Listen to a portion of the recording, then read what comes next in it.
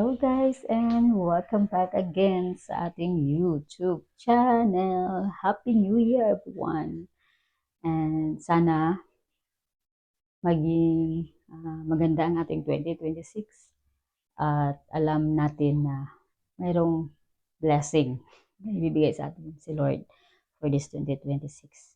Basta wag lang tayong makalimot sa Kanya at magiging uh, obedience lang tayo sa Kanya for this 2026. O, yan na. Ano yung mga faith goals nyo guys for this 2026? So, happy tayo sa nakaraang 2025 na na-grant ni Lord yung ating mga prayers and we forever grateful talaga sa mga na-experience namin. At marami pa ako guys na dapat i-share from 2026 na mga pangyayari. But for now, i-share ko sa inyo guys yung possible ba na pwede ba na hindi ka na mag-aral ng A1 German language sa school talaga. Pwede ba yun? So may mga question kasi na pwede bang mag-online study na lang ako? Pwede bang diretso na ako na mag-exam? So ito guys yung video ko. I-share ko sa inyo guys kung ano yung experience ko. So please watch this video. At sa mga hindi pa guys nag-subscribe sa aking YouTube channel, please subscribe, like, share, comment, and don't forget to hit the notification bell para updated kayo sa ating mga videos na ina-upload. So please watch this video.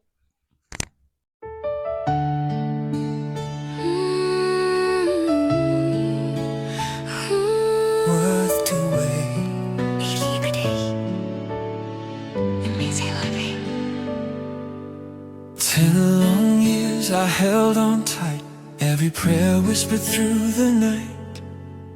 Distance tried, but love stayed strong. Hey Lord, come. Ayan, so share ko sa inyo guys, no, year 2013, nakilala ko yung aking husband na ngayon. Ay, parang hindi ako sanay na magsabi na may husband, ano, parang hindi na ako na-use, parang na-use na ako na walang asawa yung gano'n. Ayun, but for this 2026 ay going to change my status and hindi na tayo nag-iisa, meron na tayong partner, so married na talaga. Ayan, so parang nagsisi, no? Hindi naman, parang hindi lang tayo na-use na siyempre na ang tagal natin naging single tapos biglang nag-married, no? Naging married na. So, yun. Tuloy natin yung kwento natin. Na-distract ako doon, Yun. Pagsanay ka na kasi noon na, na nag-iisa ka, wala kayo lalala, wala kang partner. Na meron kang partner pero malayo, baga iba pa talaga yung nasa tabi mo na. So, yun. Start ka tayo ng kwento natin. Pwede ba, sa may mga tanong, na pwede bang hindi na mag-aral ng German language o A1. Ito guys ay lang sa mga may mga partner o may mga partners na German. So, need ba talaga na mag-aral sa school para makakuha nitong certificate na A1, ayan, or German A1 language. Yun yung pinaka-basic na requirements pag mag-apply tayo ng reunification visa. Ayan, sa mga kasal na mga asawa ng mga Pinay dito sa Pilipinas. Ayun. So, kahit sa ibang lahi na napangasawa nila, basta German ay requirements talaga yung A1 certificate. So, ito na guys, 2013, nakilala ko yung aking husband na ngayon. Nagkakilala kami sa isang website. Ayan, hindi ko naman yan ipagkakaila. And hindi naman talaga plano yun. Parang wala na kasing, kung ano nangyari doon, basta nag-sign up ako kasi gawa nga ng aking kapatid na nasabihan niya ako na sign up ka dyan, malay mo ito, ganyan, bla, bla, bla. Pero, honestly, hindi ko talaga, parang hindi na ako nag-ano kasi meron na nga akong anak. Kumbaga, okay na ako dun. Yan. Huwag na natin habaan kasi alam nyo naman na yung kwento. No? Hindi ko pa alam. Pero magko-comment doon, oy, hindi ko pa alam. Yan. Okay, 2013 kami kakilala, and then 2014 nag-decide siya na pumunta ng Hong Kong para i-meet ako. And then nangyari ngayon yung 2014 na nag-meet kami sa Hong Kong. And then umuwi ba kami ng Pilipinas? Parang nakalimutan ko na, parang umuwi yata kami ng Pilipinas for 2 weeks. 2 weeks ba? Hindi ko na guys, nakalimutan ko na kasi ang tagal na guys. Pero parang ganun eh. Pero may mga video ako dyan guys, ano nyo na lang. Yun na lang guys. Inutusan pa kayo no. And then the next year, 2014, May, basta mga, tingnan ko nga. Kasi mahirap guys tawag nito. Mahirap magkwento na kwento-kwento lang, tapos wala naman pala katotohanan, diba? Tama, 2014, ayan o.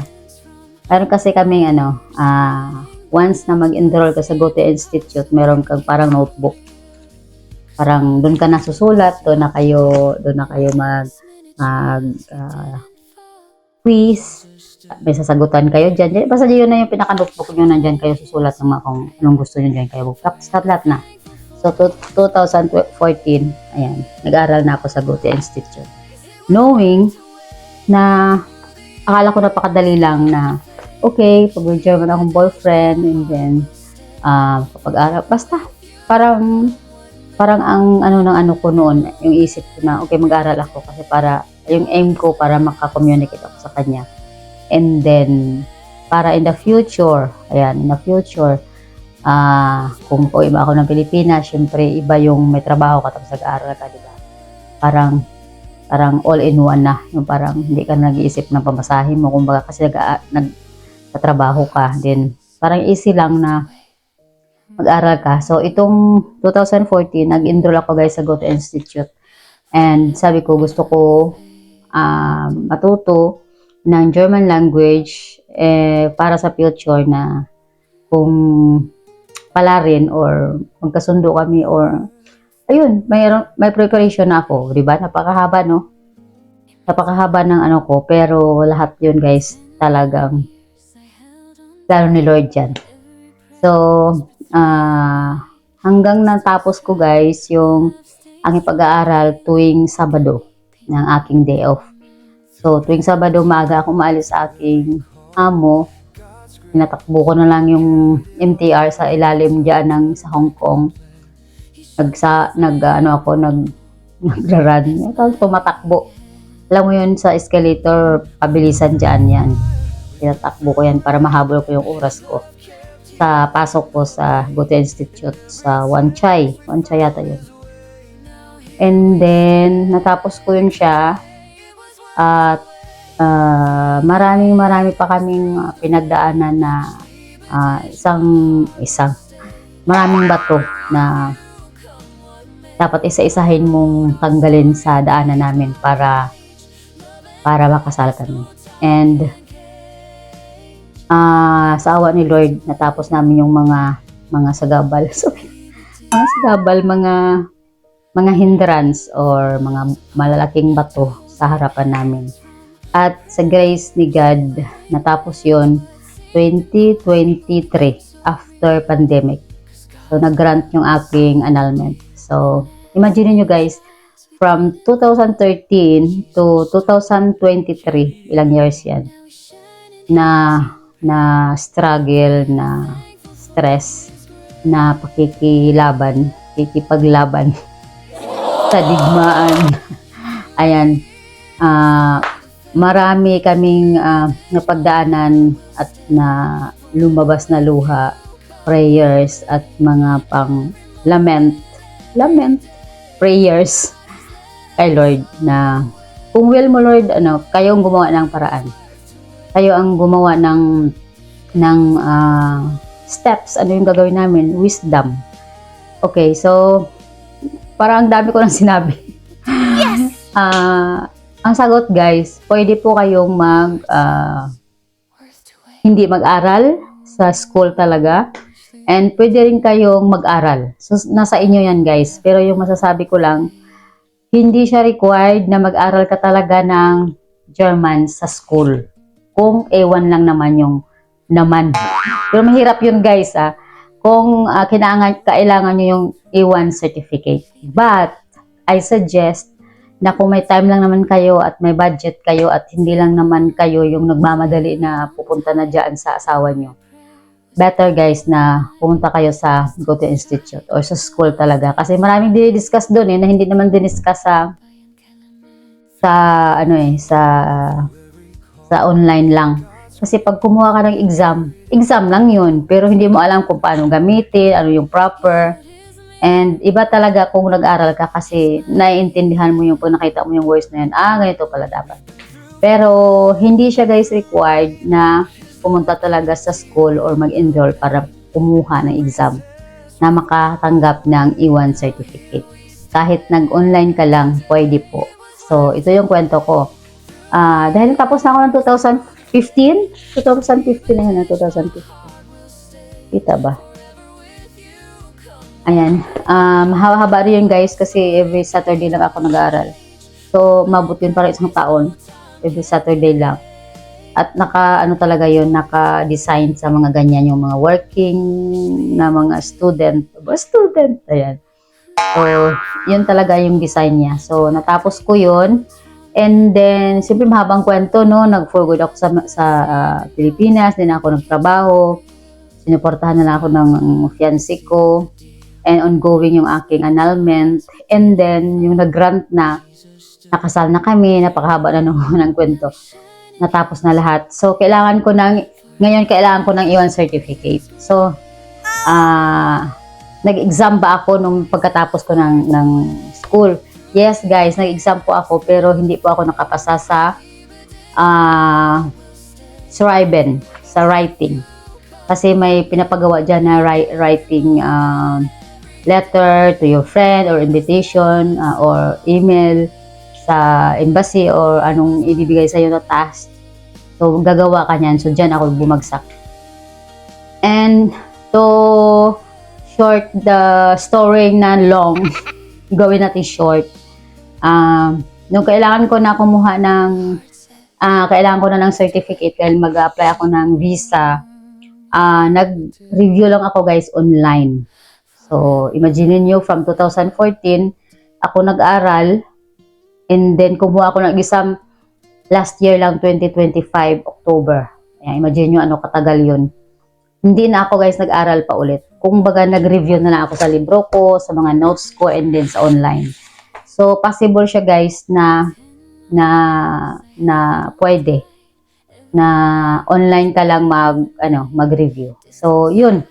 Awa ni Lord, for 3 weeks ko na review na talagang umaga, tanghali, gabi ako nagre-review at binabalikan ko yung mga inaral ko noon sa online, sa libro, kasi may sarili akong libro. Sa awa ni Lord, nakapasa naman guys. And yun yung kasagutan sa inyong mga tanong.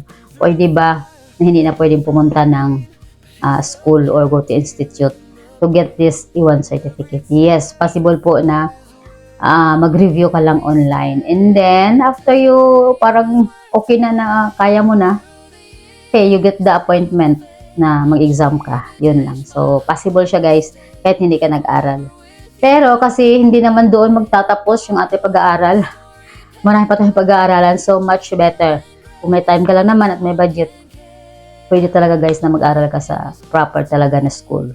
Para in the future, mag-A2 ka man, mag-B1 ka man, mag-B2 ka man, alam mo na kung paano yung talagang pag-aaral sa school ng German language. Ayan. So, yun lang ang ating video for today. And thank you so much. And sana sa mga nagtatanong ay nasagot ko ang inyong mga question, ang inyong tanong kung pwede ba na hindi na pwedeng pumunta ng proper school or go to institute o anong school ng language German language. So, possible guys, online can. Kung kaya nyo yan, ipasa. Ayan, kaya nyo yan guys. Basta review lang at laging tandaan. Okay, so yun lang. Bye-bye and see you in the next vlog. Bye!